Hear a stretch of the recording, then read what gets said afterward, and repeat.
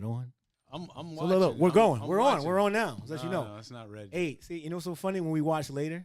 There's always this time where it's like, no, we're not. We're not. And people are like, I'm like, yeah, we've been on the whole time. Nope. I know that we're on the whole time. He doesn't. You got to wait for like 30 seconds for it to clear up, but we're on. One time Hello, everybody. we were doing the show, and we had it online, and we were doing this whole back and forth thing, and we were just doing. It was online. And it was all on there, and somebody said this is a terrible show. So the one comment we have on our show is terrible. So Crazy. We banned them. they didn't. About them? Yeah, did you ban them? Of course they did. Oh, okay. Profanity. Good. That's profanity. Like That's trying to uplift people. No one's getting paid on this show here, by the way.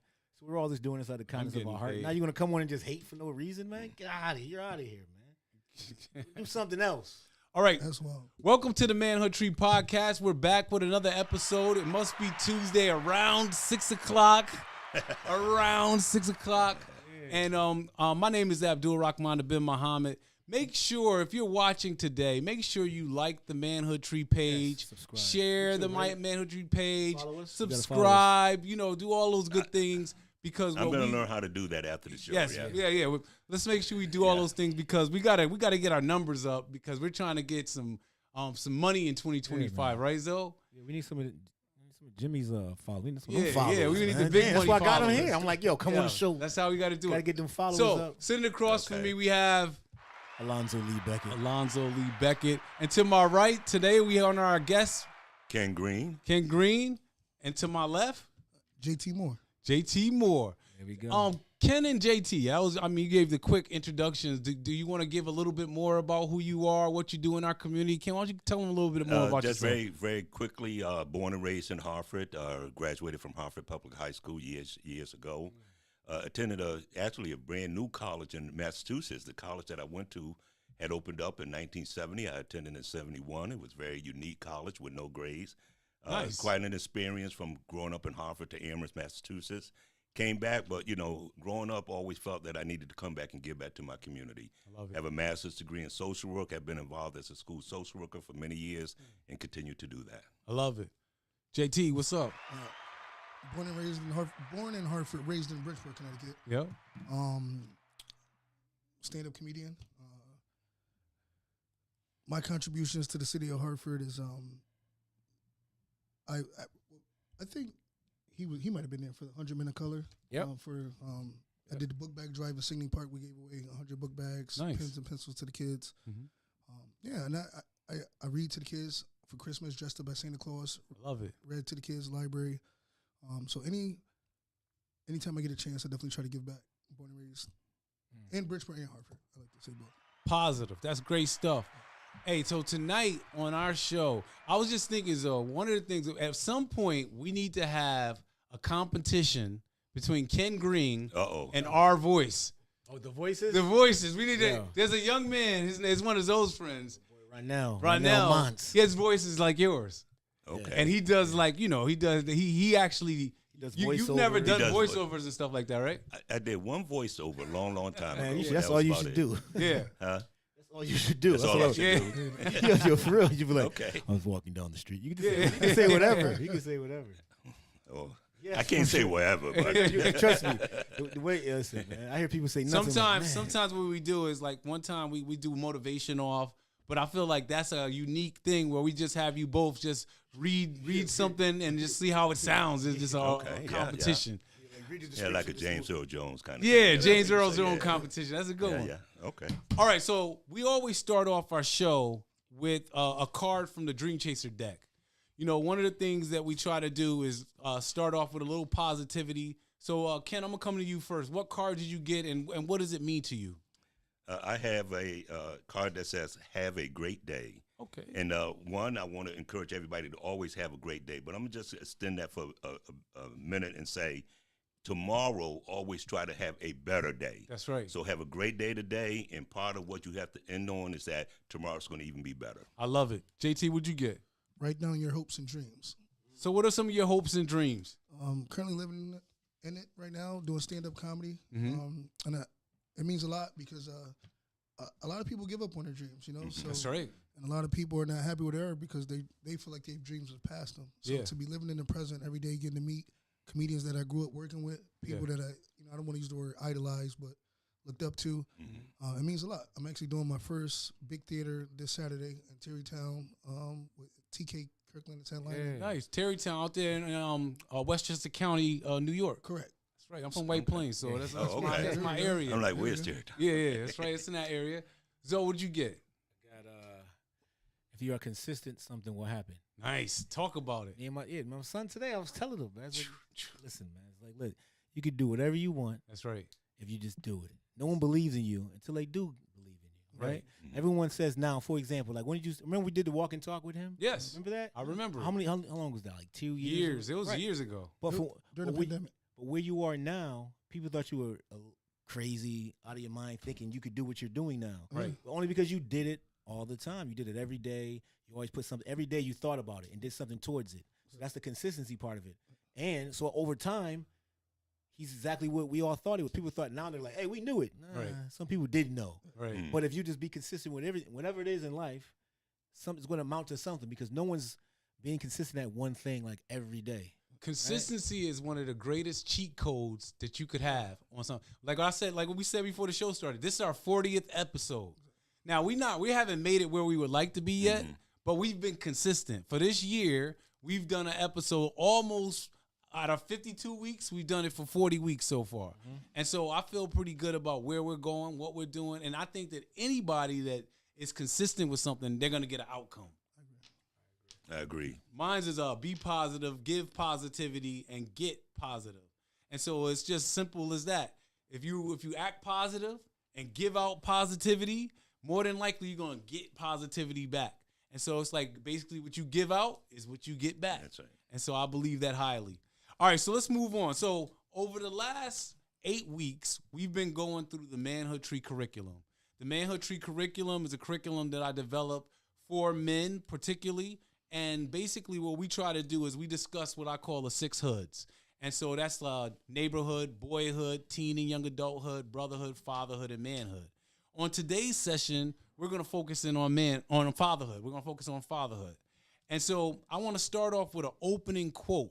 Here's my opening quote. Fatherhood is a lifetime responsibility with its challenges, sweetness, and bitterness. This is a quote by Olakunwami Ula Ojo.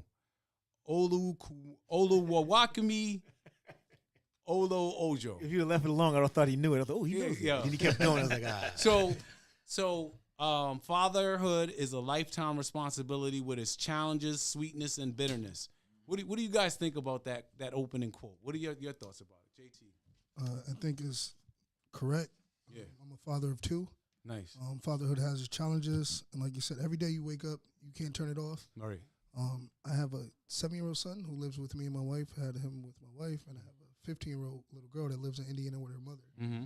And every day you got to wake up and you got to fight that fight. Especially now, I have a teenage daughter. Times is different, It's tough. and you grow every day as a father as well. You trial and error, Mm-hmm. so there's definitely a commitment. And how I grew up, Yeah. what I'm starting to notice is I can't raise my kids like that. They're That's different. right. That's right. Do a better job than the way we got brought up. Exactly. Yeah. It's different. It's like a good football coach. Sometimes you got to know when to yell at a player or when to put your arm around them. Yes. Certain behaviors don't motivate everyone. You got to know what buttons to press. Right. And it's challenging, but it's rewarding. Yeah, I wouldn't change yeah. it for anything. Ken, you want to add anything to that? I just want to add, being a father, grandfather, and a great-grandfather Oh, wow. is that it really never ends Yeah. in terms of fatherhood. And fatherhood is not necessarily that you are the biological father. It's a lot of that, what I consider the roles and the relationships that you have. So fatherhood never ends. And then, when you have adult children, you still have to act in certain ways and, help guide them. And actually, I believe they help guide you, too, continuously. Yeah. It's a wonderful thing. So what do you think? Yeah, like you said, fatherhood's forever. Yeah, I always say Mhm. that. Different levels of it. Yeah. Like now I'm trying to go into the phase of, we're talking about it too. Like I discipline you. I'm not really disciplining you anymore. Right. Like I'm going to give you advice, and now Mhm. you're just going to mess up or not mess up. You can even heed my advice or don't. Right. So now hopefully I wanted to turn into we could become friends, Yes. right? Like Yeah. a friend. Like I don't want to have to you be afraid of anything to tell me like what's going on in your life because I might judge you or whatever. I'm your father. Yeah. Now I'm in that phase right now. So it's like It's an interesting phase. It's And I an want you to jump in on that phase. because, so like you said, how do you balance when you want to be a father, right? But you also want to be a friend, and that we've always known that could be tough. Yeah. Sometimes say in the social arena you have parents and children going, oh, that's my best friend, and what? Right. Well, where's the line of distinction? Yes, where do you then try to be the disciplinarian if you're my friend? Because friends, kind of let things go away. Yeah. So. That can be tough, So, and in fatherhood, you better be. Just have to be aware and be careful. One of the things that I've recognized, I pay attention a lot as it pertains to fatherhood because this is one of the areas I consider myself an expert in. I've been a father since I was 20, so I've been doing this for 30 years, right? And so, but more so because of my work, I think I'm an expert. And so, one of the things about fatherhood is we often think that the line between like the respect line is a wide line.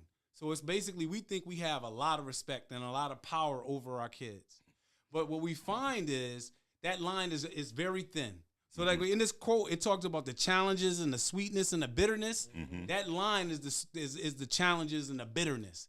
And when the older the kids get, the more they can cross that line, the more that they have power over themselves, the more that they can make choices that may not be in line with what you taught them, what you brought them up on. And I think that, I don't know if friendship is not, I don't know if that's the word, because what I want to do is keep the line, but I want to be closer to them. I want to be closer to them in a different way than I was when they were teenagers and when they were little.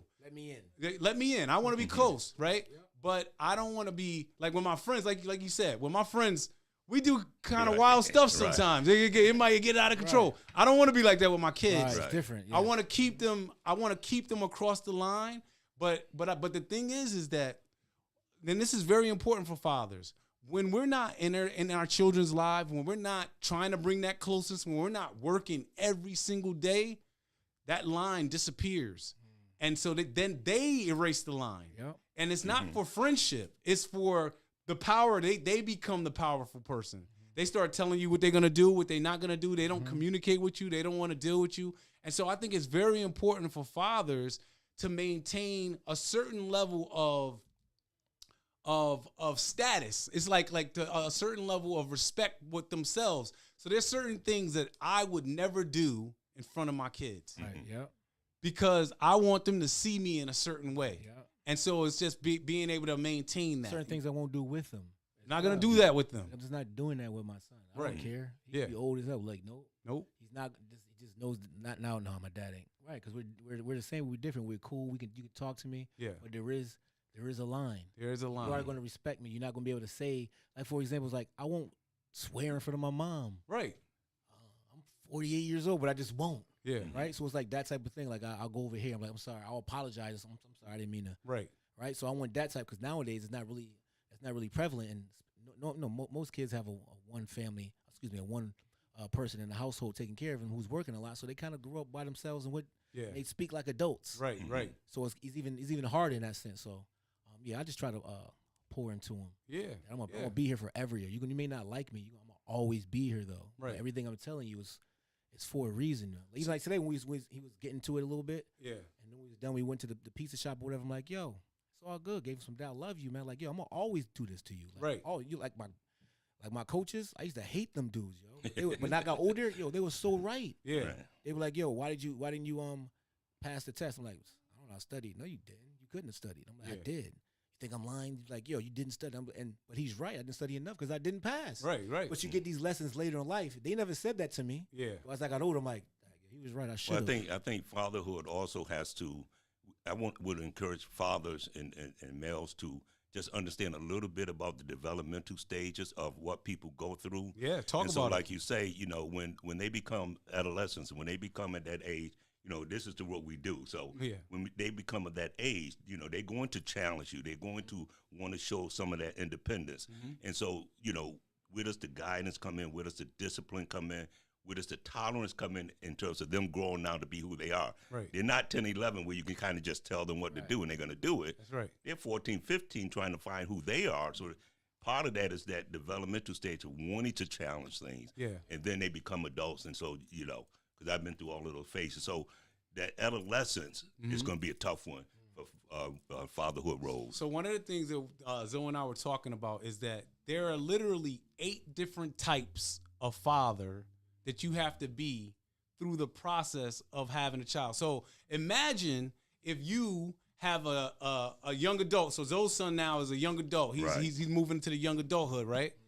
But his skill as a father never developed past boyhood. So it's one thing to be a father to a boy. It's another thing to be a father to a young adult. Right. And so the reason why we emphasize the fact that fatherhood is forever, we have to go through those different phases of development with our kids. And so there's some dudes that they're not allowing themselves to grow. So when you have a 15-year-old and a 7-year-old, that means in the same household, you got to be able to deal with a 7-year-old who's a child and a teenager. Teenagers are, and I tell people, teenagers are the hardest, roughest group you could deal with. You know what I'm saying?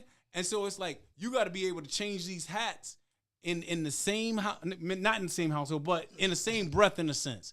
And so it's just being able to really think about. I think one of the things I tell people that I've been saying for the last few weeks is that fatherhood is quite possibly the greatest thing that we're gonna do in our lives.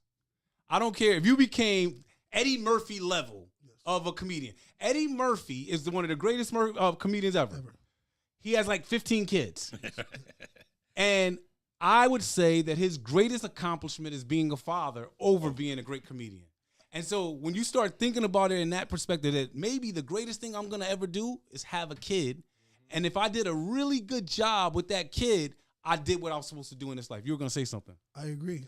My son just turned 7 September 24th. And my Facebook post was, hey, man, I don't need another award. I don't need BET. I don't need my Netflix special. Like, you're my greatest accomplishment. That's right. Like, I don't need anything else. Like, you make me feel like I'm in the Hall of Fame already. Yeah. Yeah. And that's the dope thing about being a dad. That's what it's all about. All right, so let's get into these questions. The first question, so the first 5 questions I have up today, we're going to be talking about your relationship with your father. And so the first question is, tell us about your relationship with your father. I'm gonna come with you, JT, first. We have 0 relationship. My father was around till about the age of maybe 8.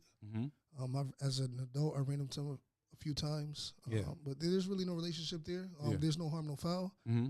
But it helps make, for me anyway, it helps make me be, what I feel, the outstanding father that I am today. Right. I pour into my kids every day. I'm at every recital. Yep. My son just won student. Him not being there, I'm not going to say it helped me be a greater father. Right. But I definitely would never leave my kid feeling without that guidance. Right. It's dark. I mean, I was sitting with my grandfather 2 days ago. My grandfather's in his 70s. And just simple stuff. We were hanging something from my mother, and sometimes the walls don't have studs, drywall. Right. All that knowledge. Yeah. I'm still learning. Right. So to have that knowledge, the open book test, that guidance, and so I kind of lean on my grandfather more. If we were talking from answering that, because like you said, it's fatherhood is more than just fathers. That's right. Fathers, things like That's that. right. So sometimes grandfathers have to step in. Exactly. Right. And so you want to talk a little bit about him, what your relationship with him? Granddad is great. He's still super young. He's up and moving. He yell at you if you get something wrong as far as yard work or anything like that. Right. He's very youthful and still sharp. Like Right. he'll be across the room. Like you walk slow, but you'll say something across the room. He's ear hustling. He'll respond back. Very witty. Yeah. And I'm just amazed. We went to Home Depot. Like I said, we was hanging something for my mother, so we go to Home Depot.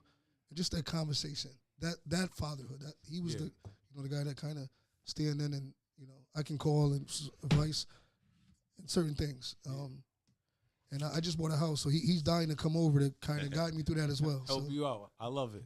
Ken, what about you? That's interesting. I didn't have a relationship with my father. I actually didn't even know who my father was. I think later on in life, I actually have gotten some information as to be able to identify who he was. And so I reflect on that I saw this man in my household before. And he was always kind to me. And, Right. and so the male figure in my household when I was growing up actually was my younger brother's fathers. Okay. So he acted as kind of the father for me for many years. And I've actually learned that it's possible that my dad was in another relationship and not with my mother, Mm-hmm. and so that's why he just wasn't there. Right. And then I say, well, you know, if that was my dad, I do remember actually when he was around Yeah. me, he would give me some money. He would always be nice to me and stuff like that. So apparently adults, and this is one of the things, adults know stuff sometimes Right. that children don't know. Mhm. But I think part of what that was for me was that I wanted to make sure that if I had children, they would know who I was. I love it. And so that was how I reacted to possibly not having my particular biological father there, Mhm. even though there was a male in the house. And that's what I really do tell a lot of people when we talk about a single parent household.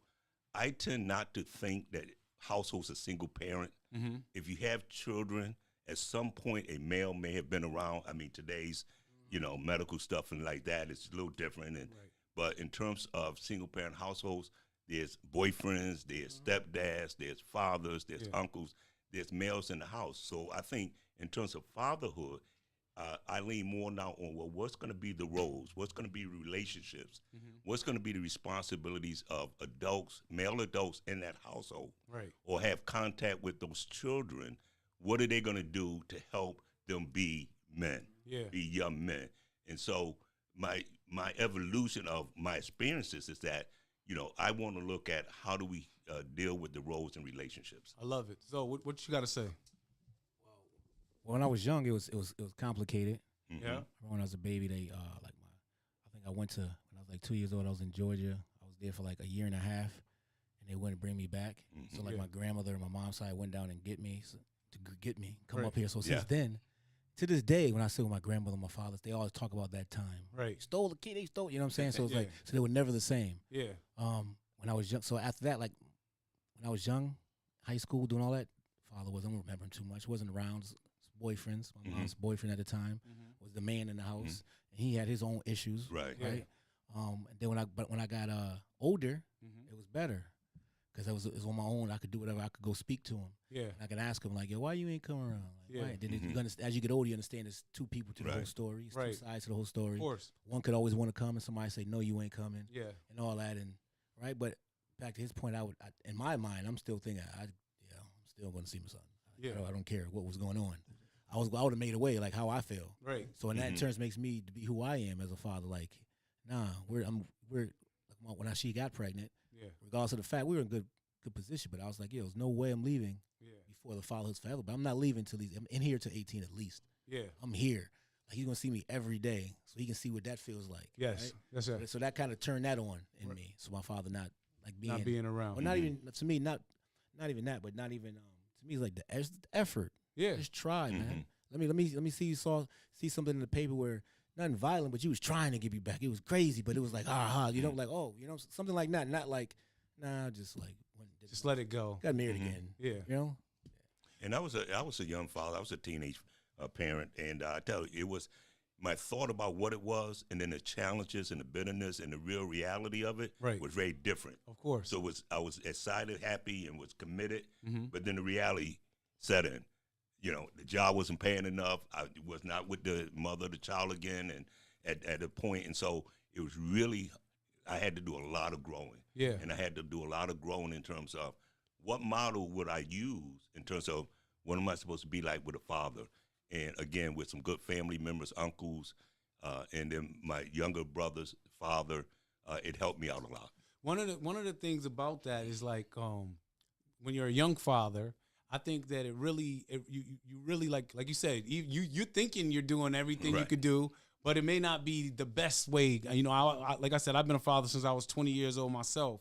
But to answer this question, you know, before my father passed away, I thought we had a great relationship, and I think that, you know, we were just talking about the different phases. I think that the first phase of my life, my father was like one of those he's from Mississippi, so he was one of those kind of fathers, you know, where it was like his way or the highway. But when I came back from college, my father was like really somebody I enjoyed spending time with, talking to, learning from. You know, we would be together like all the time. Like I used to work at the Village, then we started My People, and so we always are together all the way, you know, to the pretty much the end. But it was like what I loved about my dad was the way that people saw him in the community, and then the way he was at home. Right. And at home, he was he was different. You know, it wasn't like he was in the community. I think that people always kind of looked up to him. He was like a leader. He was somebody that was, and that was like something for me. Like I remember like one time I went somewhere with him, and the way I could see how people responded to him, it made me want to be like that. Like I say to myself, like one day I want people to look at me that way. And my father was much bigger than me. I'm not that big. I didn't get the big gene, but it was, I don't know if it was because he was big that they always looked up to him either though. It was just, he was a certain type of person. But at home, man, he was funny. He was like, you know, we always played different card games, dominoes, all those type of things. And so we had a really great relationship. So what is the most significant thing you learned from your father? And I think that even though you guys just talked about how your fathers weren't there, I still think there's something significant you learned from him. So I'm gonna come to you first. Well, you know, now that I've identified who he was. One of the things is that now knowing a little bit about adult relationships, I kind of think he was trying to be around a little bit, and I think whatever he thought, without necessarily getting into the personal stuff with my mother and him, he wanted to try to show that he cared about me, and so, so I think I took a little bit of that from him. Okay, yep. What about you, Zoe? Like I said, I didn't like a lot of things, so I just did the opposite. Okay. The things that I do for my son is the things I wanted. Right. All of them. I could care less if he wants them. I just know I was looking for those when he was, because I could remember when he got to an age where I could remember.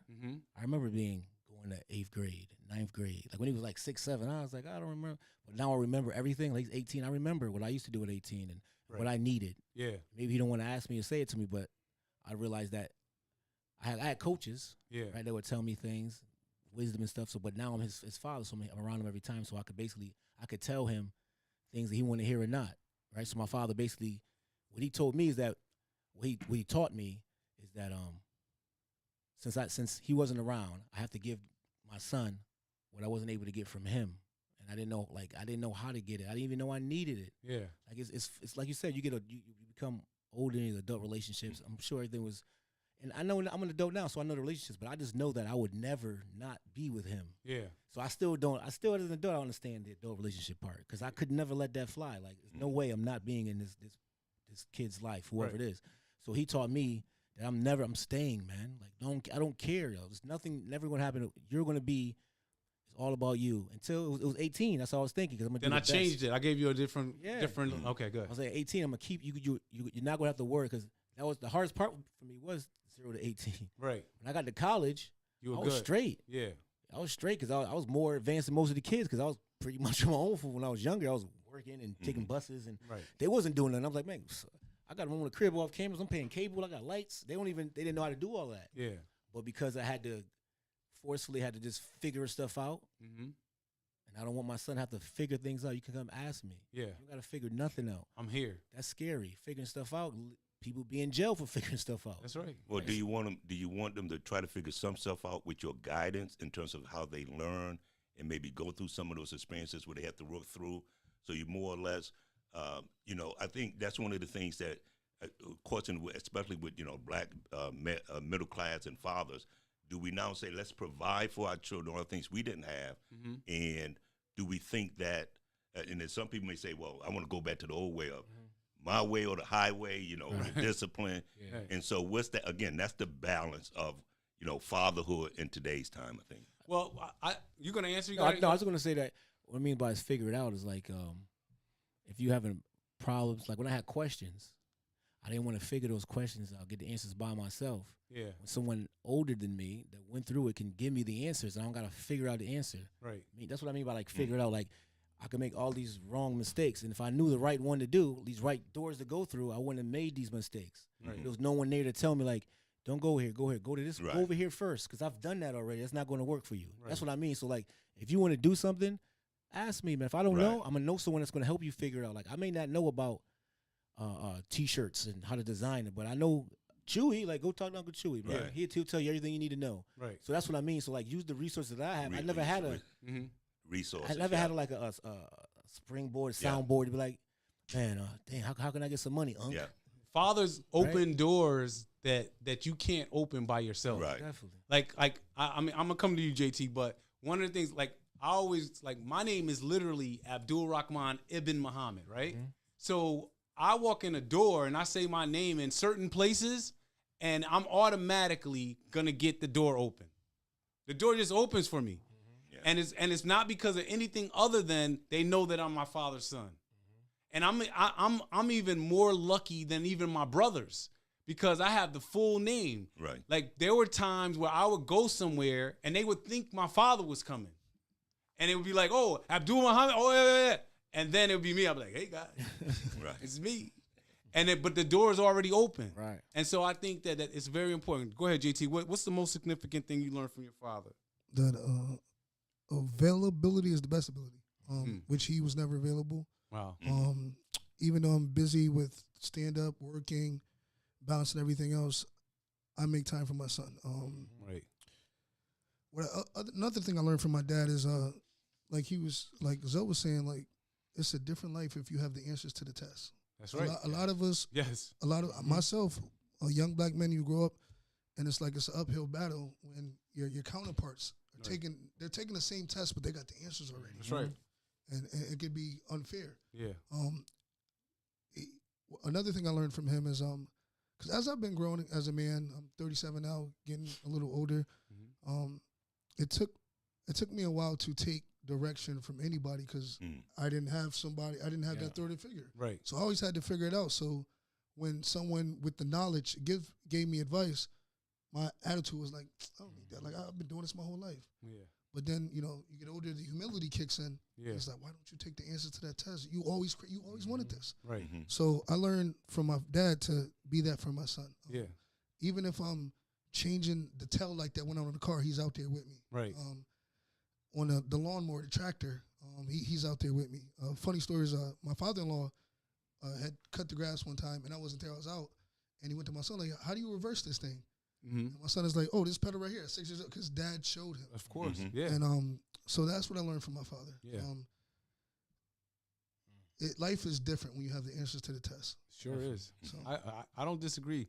One of the things about my dad that when I started my people, it was almost inevitable because all my life I was like a part of, like, my father had a business called Peace Associates, and he had a little brochure, and in the brochure he was the executive director of Peace Associates. I have a copy of that brochure. You have that? Do you? I would love to get a copy of that brochure. Oh, okay. And in that brochure, all of me and my brothers and sisters had a position, and so from the time I was a little kid, I always had like a position. I was a vice president or whatever. Right. And so for me to say that I'm the executive director of something is only a natural progression from vice president to president. It's like, it's no big deal.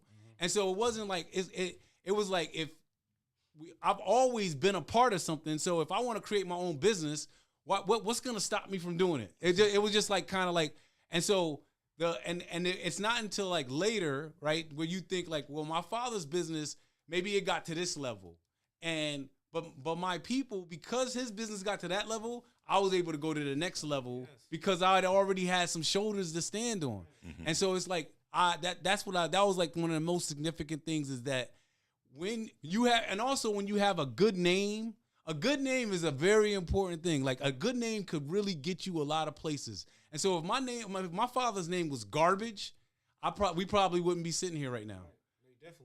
Definitely. You may have to. Some kids in our community have to fight against their fathers. Right. Your father's been so terrible in the streets. You're a different person. They look at you like your dad, like, oh, like, right. Right. So it can hurt and harm. And some people think that the way we grew up, that's the way to go. Yeah. And their kid wants to do something else. Now he can't because he has that his father's name. That name. Yeah. And so one of the things that I often want men to think about is how we carry the legacy of our family. All of us are carrying the name. We talked about that. I think we talked about that last week or the week before, where it's like all of us, our sons. And so you have a son? I have a son. You have a son? Two. You have a son? I have a son. You have two sons. So our daughters may go get married to somebody else and take on another name. Right. And so if you don't have a son, your legacy could justifiably die if you don't have a son. But by having a son, he's able to carry that legacy on. Right. And so so the question becomes, what legacy is he carrying on? And so is he, like you said, so if he has a bad name, he has to repair that name. He has to do something before he can do anything. Before he can even move on forward. But if he has a good name, all you got to do is just bounce off that good name. Yes. Yeah. So, how has your relationship with your father or without your father impacted the relationships you have with your children? I'm gonna come to you first, Zoe. So the relationship you had without your father, how has that impacted the relationship you have with your children? It's funny. So everything's new. Yeah. And that's what I don't like too. Yeah. Right. So my father wasn't around. I didn't have how me and my wife were together. We raised him. He's been with us the whole time. Same household. Do those things happen in the household. Right. I've never seen those until now as an adult. Yes. Like, you know what I'm saying? Like we all go to the grocery store together. And my son's in the carriage. When we come home, we all take the groceries out. Never did that when I was young. Right. It's like my mom go get the groceries downstairs, walk up 3 flights. You know what I'm saying? Right. So it's like it's just weird because it's all is new and I live. It was like it's nothing to look forward to. You know, you're young. Like, man, when I have a kid, I'm gonna be just like mom and dad. We're gonna get groceries, and I never had them waiting for that. Yeah. It was like almost happening so I can have time. Like you have no time to like enjoy it. Like, what is this? This is great. Yeah. So I was like into it. As far as him, he wasn't around, so like I don't even know what I missed. But you kind of see it like as you get older through other people. Like, oh, that's what y'all do. Y'all all sit at the same table and eat. Yes. Someone's gonna cook and come and you see TV shows like the Cosby Show. Like you don't really know what's real, like what a family really is. Right. Oh So wow. You know what I'm saying? Like yes. I never. You just see what you see on TV. Right. Right. And what they show you, and that most of my friends were like me. Right. They weren't. Their moms and dads weren't together. Right. So it was so confusing as a youth to know like what is it supposed to be like. But when I got older, I know what I wanted. I wanted him to be with me all the time. We do stuff together. We do all this stuff that I don't know. I felt I wanted to love him, and I just wanted to do that. I never thought of like. I was telling my son the other day. I used to have friends that have kids. I'm like, how's your son doing? They be like, I don't even know. Like, what? Right. I said now it's funny because I don't have all my friends are great dads. Right. Because you realize you can't hang with, it's hard to be around. But some people feel that way about certain. But in my circumstances, I just feel like my dad. I didn't have anything to go off. I'm learning from TV, which is really bad. Yeah. Right. And what they show me what a black family's supposed to be. Anything other than that is like not civilized. Right. Not supposed to be what it's supposed to be. So he just taught. He didn't really teach me anything. What I learned from him. I don't. It was nothing. It was just empty. Right. So whatever I learned was what I was going to learn. What you got it on your own. Yeah. JT, you want to add anything to that? Oh yeah. Piggybacking off Zoe again because it sounds like the similar story. I want to go to another relationship. So not only with my son because I spoke about how that impacted. Yeah. But even like I have a father-in-law now. Yeah. And sometimes I have to check myself because I feel like he's overstepping. He's just being a father to his daughter. That's right. And I don't know what a father looked like. Wow. So I have to check myself and my emotions about certain things. I'm like, why is he like, he's just being a dad. Just being a well, dad. I got the grill. I go do this. Relax. Right. Why is he putting the ear in the car? What is going on here? Right. He just loving his baby. It's your area. Exactly. Yeah. And to look myself in the mirror and understand, it's like, bro, relax. You have PTSD. You don't know what that looked like. Right. And so That's yeah, powerful. And I just want to speak to that part. Yeah, so. I love that. What about you? Very King? good. Yeah. Repeat the question again, there, sir. How is your relationship I'm listening to the brother? So How is your relationship with or without your father impacted the relationships you have with your children or anyone else? Well, for me, it impacted in the sense that I wanted to be there. I wanted to have a relationship, and like I said, I was a young parent, and so I wanted to make sure that I had a relationship with my son. And I think I made a few missteps when I was actually away to college, so I wasn't really there. And so when I came back home, I had to say, had to do some reflection. And I think with fatherhood, one of the things that I began to learn as I got older is I had to look at myself. Yeah. And I had to look at the man in the mirror and say, what kind of person do I really want to be to my children? And so that took a little bit of soul searching. That took, what did I think about my father? How did I feel about that? How was I going to discipline now? How do I now have a relationship with my son even though I was now not with his mother. Right. And I think that was the key for me in terms of reflecting on the kind of relationship I wanted to have. And so I began to think that a father is a person that do some reflection and decides what kind of relationship they want to have. And, and listening to you brothers, I think that, you say, I had to learn based on my experiences with my dad on this is what I wanted to be. And so I decided that I wanted to have this kind of relationship. And so I think that, when I was thinking about coming on the show, I said, the three things that stuck in my mind was fathers need to have relationships. Yep. They have to have some responsibilities, regardless of your relationship with the mother sometimes of the child. Right. Because I think that's what fatherhood we have to talk about a lot, is that regardless of the relationship with the mother, and hopefully it's a nice, positive, healthy one, but if you're not together, you still have a relationship with that child. That's right. I'm coming right back to you, Ken. If your father was here right now, what would you say to him? I would say to him, maybe you should have stepped up a little bit more to identify that you were the father, regardless of the situations. Yeah. Y'all work with the adults, and talk to me a little bit about when I was 13, 14, 15, didn't know a lot about adult relationships. You told me about why your presence wasn't there, and I would have to deal with some realities and figure that out. So I would just say, confront with me as a younger person why that relationship is what it is. Yeah. So what would you say to him? Probably now to know everything that I know, I would have told him I could have done more, like me personally. Okay. Because you don't know. Yeah. Right. You don't know what you don't know. Yep. Right. And he loved me. Right. I know he loved me. Right. But some people don't know how to do anything. Cause my grandmother, they weren't together. It's the generational stuff. Yep. Generational stuff. I'm sure if he got some information and opened him up to some certain things, he would feel a different way. He would have reacted a different way or handled the situation. But if you don't know what you're doing, you don't know what you're doing until you do. Right. So I would say I would have tried more. I would have tried more. Yeah. Knowing what I know now. JT, what would you say to him? That I love him, not upset. Yeah. I'm very happy with the man that I've become. Yeah. Even in his absence, unfortunately. And when the joke, I understand my mother's just as crazy. So sometimes you just, Right. at 7 years old, if I could pay my own bills, I might would have went behind it. My mother definitely wasn't the same. So I kind of understand because, like I said, my daughter doesn't live with me. Right. So I've had that toxic relationship with the other parent that I've been fighting through. Yeah. And it's unfortunate. Yeah. So there's two sides to each story. And I let him know that there's no harm, no foul. Yeah. There's no malice. And, he has a grandson. My door's open. You want to come by? And that's it. That's it. If my dad was here right now, I would say I would tell him how much I missed him, how much I wish he was around. Almost at least once a week, there's something that I would just like to talk to him about. Just have a conversation. I love talking to my dad because he was like one of those people that like a sage, and so it's like if you go talk to him, it was always going to give you some good advice. And so I just wish I could just talk to him. It would just be and one of the things I'll say is that you never, when you go through that whole phase, he didn't die like suddenly. He died over time. And so I lost a lot of time. Like he was around, but he wasn't fully himself.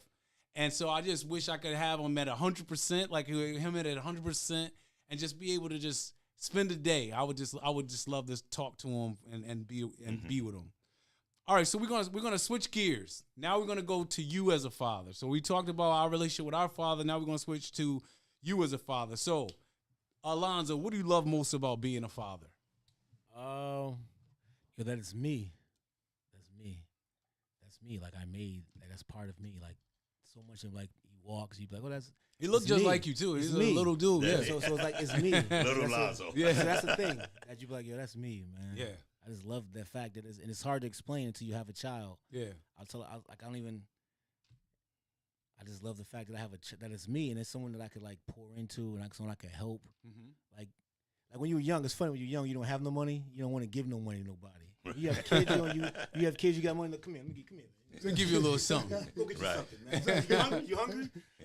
Like just that. Like, and it's funny as a when you're an adult, like so many you could change your son's or your daughter's life like that. Yeah. I mean, their mood. Right. right? As an adult, it's hard for me to probably change your mood. Right. Got expensive taste, probably. Right? Oh, yeah.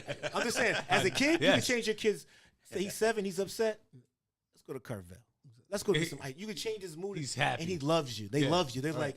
like, and you're the big. They look at you as like the hero.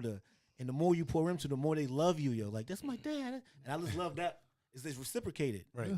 Immediately off kids, they know that that's my dad. My dad, like all that. Right. It builds up when they're young. They grabbing you. They want you. Yeah. And as they get older and older, it just gets more intense. Right. I don't have a daughter, but I can imagine it get more intense because that's you touching my daughter. That can get Right. more. It can get more intense. Yeah. The love gets more intense. Right. And then you can share things with each other. Like, yo, you passed that test. Oh, you did this. You did that. Yeah. It's a genuine feeling. Right. I love everything about that. Yeah. JT, what do you love most about being a father? That like Lonzo said, like that's yours. Like I fought the good fight. I wanted my son to be a junior. Mm-hmm. My wife wanted to name him Grayson so bad, so his name ended up being Grayson James Moore, and I said throw the junior at the end anyway. I'm sorry, I'm not adhering to rules. I want the junior. Yeah. So we did that because, like you said, like your name's powerful. You want to carry the legacy. Right. He's actually the logo of my company, Yeah. Laugh More Nice. UT. He's old now, though. That was a young Yeah. old. So we might have to update that soon. So even tonight, took him with me to vote. Nice.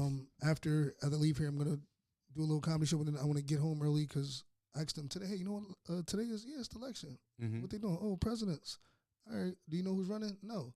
So I want to sit there, tell them about what's lighting up, what Right. red mean. I love Just walking through life like that, and That's right. stuff that I never. So that's and I'm speaking about my son a lot. I got a 15-year-old daughter who I love to death. Yeah. She's in Indiana. She's my heart and soul. She was my first. I actually broke up with her mother when her mother was like 4 months pregnant. We weren't really like a relationship. I was a young father, 20. Mm-hmm. But I was in the delivery room. Right. I've been to every recital. Right.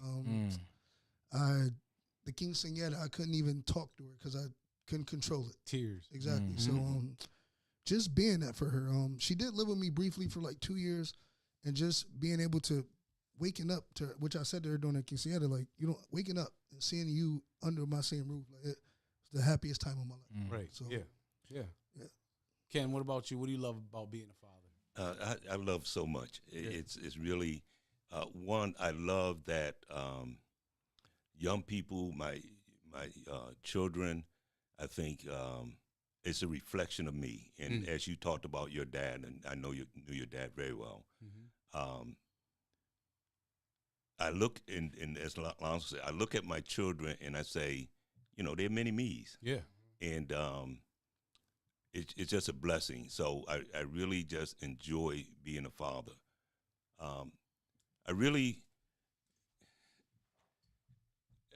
I get emotional about it because I have children, I have grandchildren, I have great-grandchildren, and I try to be the model for the family. That's and, right.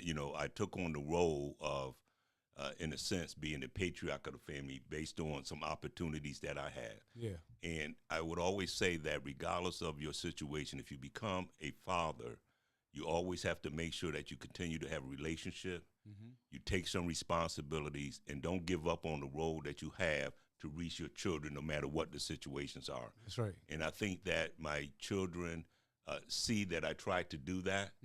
And I tell you, as one of the greatest things for me as a father is now that they're older, is to actually have gone back to them and say, I didn't do everything right. And I apologize to them saying, you might have thought I was crazy on some of those situations. Yeah. So it was great. It's just great to be a father of adult children who have grandchildren. And I can say that I feel I've done some good job.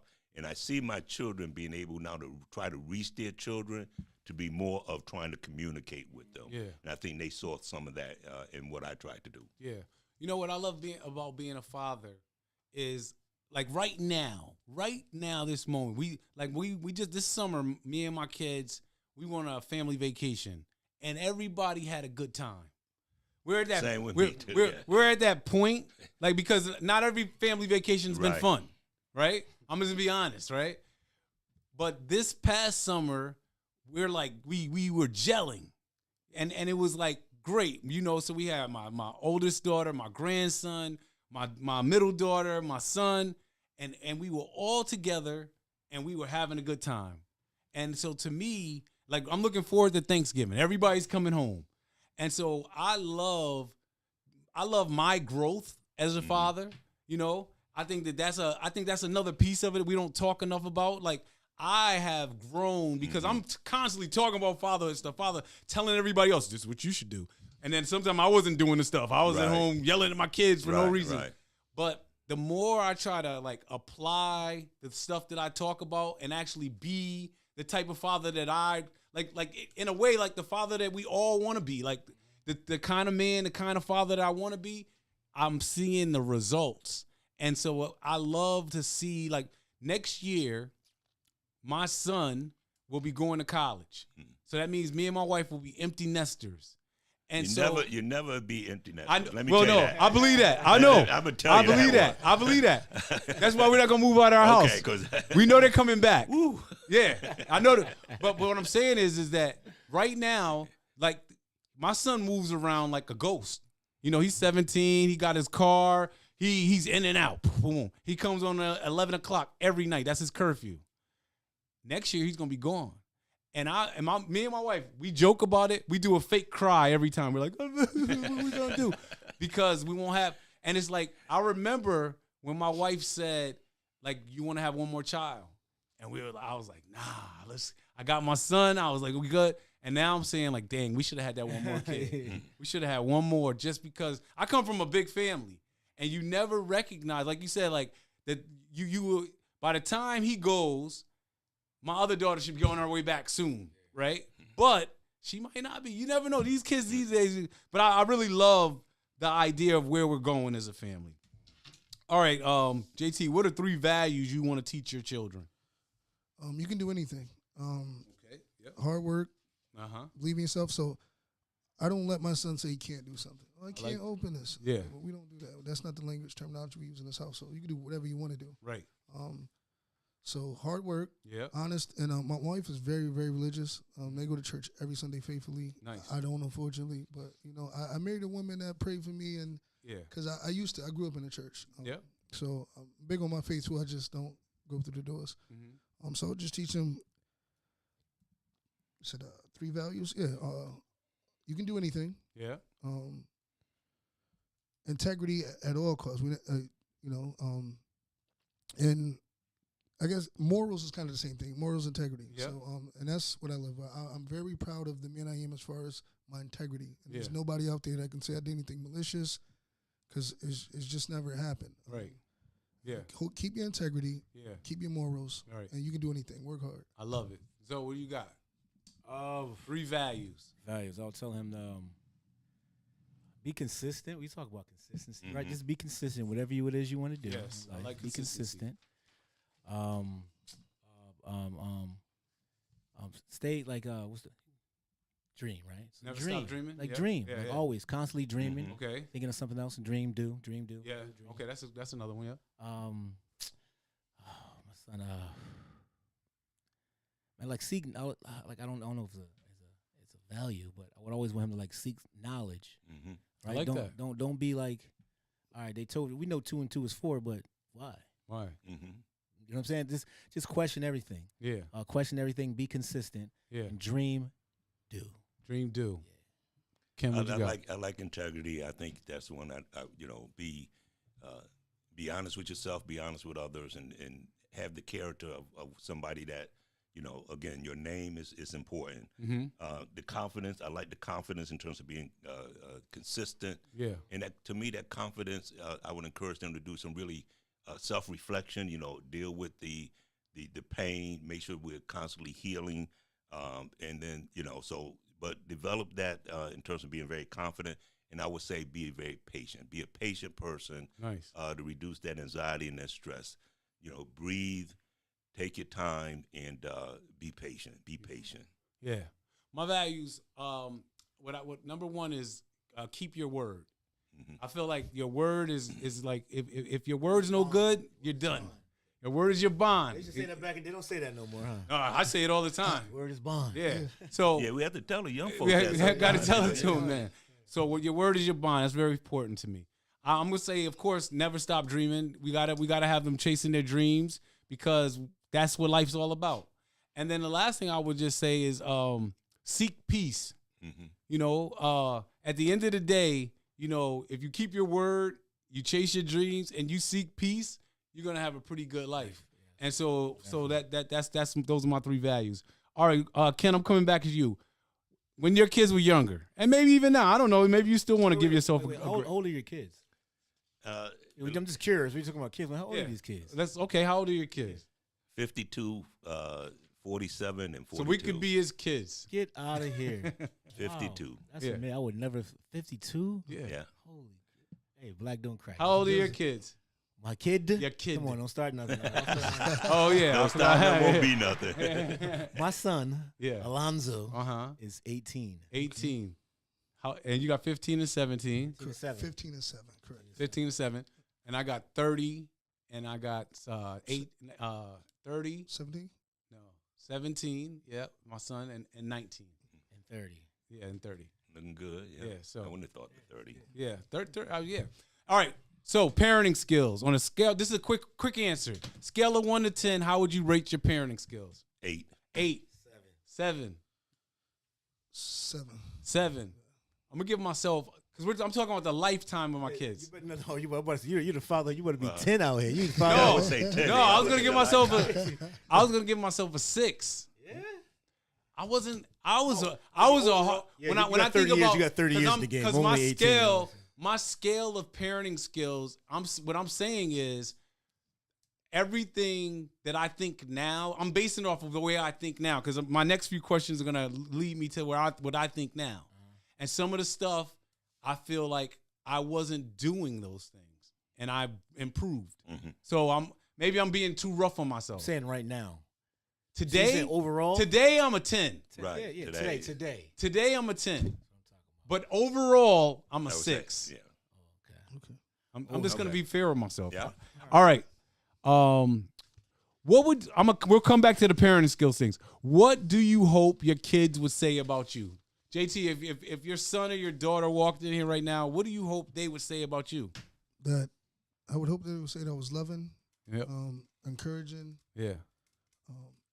They're so young. I don't think they'll. Right now, Dad is. What is the teenager going to say about that? That's what I mean. That's what we want to know. Dad is kind of the boogeyman right now, unfortunately. So, what age is that happen for girls, Abdul? So what she. Like I said, she used to live with me, and then soon as she turned teen, she wanted to go be with Mom because Dad has rules. Right. Yeah. And same thing happened to me. My daughter was living with her mom, and her stepfather was on her butt, so she didn't like that. So she came to live with me, and then I was on her butt, and then she went back to go live with her mom. But the thing is that if I could have done that whole thing over, I would do it totally different. The reason why I didn't succeed is because a 14-year-old came to my house and I never had parented. Like I said, I had to be a different parent. Right. I was still trying to parent my teenager. 14-year-old like I was parenting a 6 and 4-year-old. Right. I didn't even know how to parent her because whenever I used to go see her, it was good times. So she figured that when she came to live with me, it was going to be good times every day. But it wasn't. It was like, now it's like, yo, where are you going? What are you doing? Right. What your curfew is this? You need to be here. I'm on her butt. And it's a little girl but if I knew what I know now, I would have had to change my parenting style because when I was 14, I had the freedom. I could go outside. I could do all types. I was learning the world. I used to be traveling from Connecticut to New York. My daughter, she could barely move out, go through Vernon anywhere. And so I was being too strict. I was being too hard on her. And I think they weren't good because I didn't make the transition. So I know exactly what you're feeling. But what do you think they would say? I cut in there. Sorry. I think, like I said, I think they would say, I'm loving, supportive. Right. I'm their biggest fan. Nice. But like when I mentioned the 15-year-old, because I mean, you're right. So sometimes you have to be the boogeyman. And I also want to touch on something interesting you said. So she lived with her mom. Yeah. And it goes back to growing as a parent. And I had to look in the mirror, and it's like, bro, you want to rule with an iron fist? Right. Now you baby over there. Now she gone. How you like that? Yeah. Is that cool? Right. So, because I struggle with, I'm your dad, I'm not your friend. Right. But I love you so much, I got to learn how to adapt to like this new culture. These Yes. kids, like Yes. I got whooped on, and I didn't hold anything against my mom and dad the next day. Right. But they live in a different time. I know. Something as simple as I used to have a rule. You can have a cell phone, you just can't bring it in the room with you. Yes. So plug it on the charger, give it up. But when you go to mom on the weekend, so Whatever she wants. little stuff like that. Yeah. But Yeah. like you said, it's tough. It's a lesson. Zoe, what would your son say if I brought him in here? If we put the camera on Today it'd be different. than Today, no, yesterday. I want to hear what he got to say today. We were just talking about today. Well,